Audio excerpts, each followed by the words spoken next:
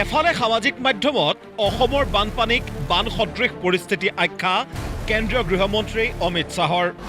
আনফালে অসমত বানে তাণ্ডৱ চলোৱাৰ তথ্যৰে শোক প্ৰকাশ ৰাহুল গান্ধীৰ।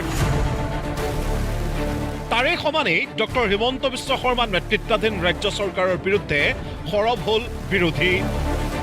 যোৰহাটত বানাক্ৰান্তৰ মাজত সাহায্য বিতৰণ কৰি ডক্টৰ হিমন্ত বিশ্ব শৰ্মা নেতৃত্বাধীন চৰকাৰখনে কেন্দ্ৰৰ পৰা পুঁজি লাভ কৰা আৰু অসমৰ বান নিয়ন্ত্ৰণত ব্যৰ্থ বুলি একেমুখে ক'লে সাংসদ গৌৰৱ গগৈয়ে।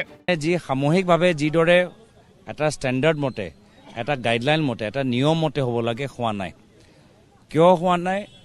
যিহেতু কেন্দ্ৰত আমাৰ দিছপুৰত মুখ্যমন্ত্ৰী মহোদয়ে জোৰ দিয়া নাই। গোটেই ৰিপৰ্টবোৰ যদি তেওঁ নিজে ল'লেহেঁতেন, মইতো 3 দিনৰ ভিতৰতে গম পাই গ'লোঁ যে চৰাইদেউ জিলাৰ নিয়মবোৰ বেলেগ, শিৱসাগৰ জিলাৰ নিয়মবোৰ বেলেগ, যোৰহাট জিলাৰ নিয়মবোৰ বেলেগ। আমিতো চবকে পৰামৰ্শ দিছোঁ যে নিয়মবোৰ একে হ'ব লাগে, যি সাহায্যৰ গাইডলাইন মতে পাব লাগে চবে পাওক। তো এই কাম মুখ্যমন্ত্ৰী কিয় ক'ব পৰা নাই? তেওঁ ঘূৰি আছে, ঠিকে আছে, ঘূৰক, কিন্তু মিটিং লৈ ৰিভিউ লৈ ৰিলিফটো কাম কৰিব পৰা নাই।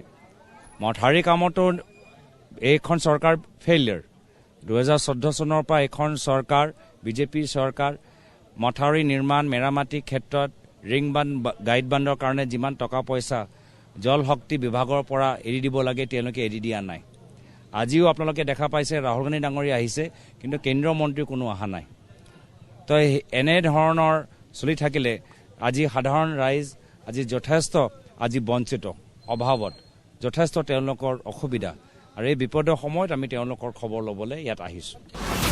কেন্দ্ৰীয় গৃহমন্ত্ৰী অমিত শ্বাহক অসমলৈ আহি কথামতেই ব্ৰহ্মপুত্ৰৰ কাষত পুখুৰী খান্দি বান নিয়ন্ত্ৰণৰ আহ্বান সাংসদগৰাকীৰ। আমাৰ অমিত শ্বাহ ডাঙৰীয়া অলপ অসমলৈ আহক, অসমত আহি পুখুৰী খান্দি দেখাই দিয়ক যে কেনেদৰে অসম বানপানী মুক্ত হ'ব পাৰে। বানপানী মুক্ত অসম যে শ্লোগান দি গ'ল, এই শ্লোগানটো কিমান বাস্তৱত পৰিণত হৈছে এবাৰতো আহক। জল শক্তি মন্ত্ৰী ক'ত? ৰাহুল গান্ধী ডাঙৰীয়াটো আহিছে। কেন্দ্ৰ চৰকাৰৰ কোনো বিজেপি মন্ত্ৰী কিয় অহা নাই? দায়িত্ব থকা গৃহমন্ত্ৰী কিয় অহা নাই? দায়িত্ব থকা জল শক্তি বিভাগ মন্ত্ৰী কিয় অহা নাই? বৰ্তমানৰ মুখ্যমন্ত্ৰী প্ৰধানমন্ত্ৰী মোদী ডাঙৰীয়া কিয় ভালদৰে বুজাব পৰা নাই যে 1 কোটি 2 কোটি এটা মাথাউৰি দি আমি কাম দি নহ'ব? প্ৰত্যেক মাথাউৰিত মেৰামতি সবলীকৰণ কৰাৰ ক্ষেত্ৰত, দীঘল বহল কৰাৰ ক্ষেত্ৰত 30 কোটিমান লাগিব। ইফালে অসমৰ বান সমস্যাৰ সন্দৰ্ভত লোকসভাত সজোৰে উত্থাপন কৰিবলৈ ৰাহুল গান্ধীক আহ্বান অসম প্ৰদেশ কংগ্ৰেছৰ।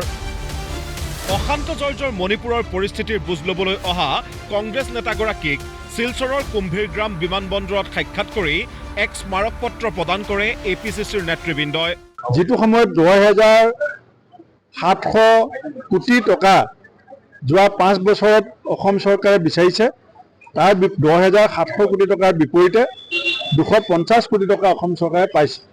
গতিকে পুঁজি কেন্দ্ৰৰ পৰা আনিবৰ কাৰণে মুখ্যমন্ত্ৰীগৰাকী ব্যৰ্থ হৈছে।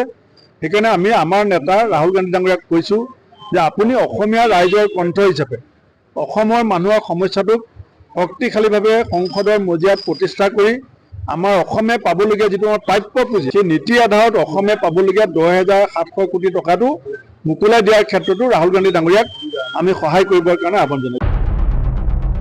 একেদৰে বান সমস্যা নিয়ন্ত্ৰণ আৰু বান সাহায্য বিতৰণত অসম চৰকাৰৰ ব্যৰ্থতাক গৰিহণা দি কটু ভাষাৰে সমালোচনা বিধায়ক অখিল গগৈৰ। ডিব্ৰুগড়ত সংবাদমেল সম্বোধন কৰি ৰাজ্যত বিজেপি শাসনলৈ অহাৰে পৰা কেন্দ্ৰীয় চৰকাৰৰ পৰা মুঠ 27,135 কোটি 85 লাখ টকা ৰাজ্য চৰকাৰে বিচাৰিছিল যদিও মাত্ৰ 205 কোটি 31 লাখ টকাহে প্ৰদান কৰাৰ তথ্য দাঙি ধৰে ৰাইজৰ দলৰ সভাপতিগৰাকীয়ে। ইয়াৰ সমান্তৰালভাৱে 2016 চনৰ পৰা ৰাজ্যত 803 গৰাকী লোকৰ বানত প্ৰাণহানিৰ তথ্যও দাঙি ধৰে অখিল গগৈয়ে। তাৰ সমান্তৰালভাৱে বান সাহায্য বিতৰণত চৰকাৰৰ ব্যৰ্থতা উদঙাই অখিল গগৈৰ প্ৰত্যাহ্বান।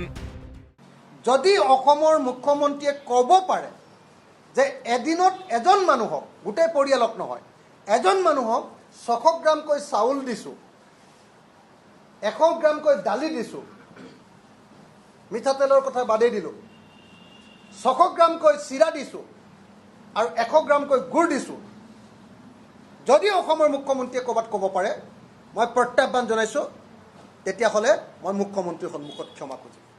মই অসমৰ মুখ্যমন্ত্ৰীক প্ৰত্যাহ্বান জনাই কৈছোঁ যে যদি অসমৰ মুখ্যমন্ত্ৰীয়ে অসমৰ কোনোবা এটা গৰুৰ নামত, কোনোবা এটা পৰিয়ালৰ এটা গৰুৰ নামত দৈনিক 4 কেজিকে যদি দানা দিছোঁ বুলি কোনোবাই প্ৰমাণ কৰিব পাৰে, তেতিয়াহ'লে মোৰ নাম অখিল গগৈ নহয়।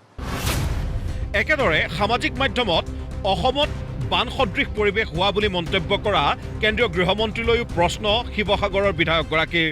কেন্দ্ৰীয় গৃহমন্ত্ৰী ডাঙৰীয়াক সুধিব খুজিছোঁ যে অসমত বানপানীত আৰু কিমানজন মানুহৰ মৃত্যু হ'লে অসমৰ বানপানী হ'ব। 24 লাখ মানুহ ক্ষতিগ্ৰস্ত হৈছে আৰু কিমান লাখ মানুহ ক্ষতিগ্ৰস্ত হ'লে অসমৰ বানপানী বুলি কোৱা হ'ব।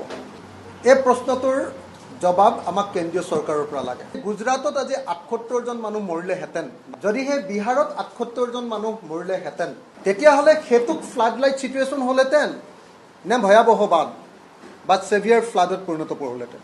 কিয় বাৰম্বাৰ অসমৰ মানুহক কেনেকৈ অপমান কৰা হয়? এটা কথা ঠিক, বানপানী সমস্যা এতিয়া ৰাজনীতিৰ হটকেক। তাৰ মাজতে বানাক্ৰান্তৰ দুৰ্দশা তথা অভাৱ অভিযোগবোৰে কিমান গুৰুত্ব লাভ কৰিব, সেয়াহে ডাঙৰ প্ৰশ্ন। ব্যুৰ' ৰিপৰ্ট, প্ৰতিদিন টাইম।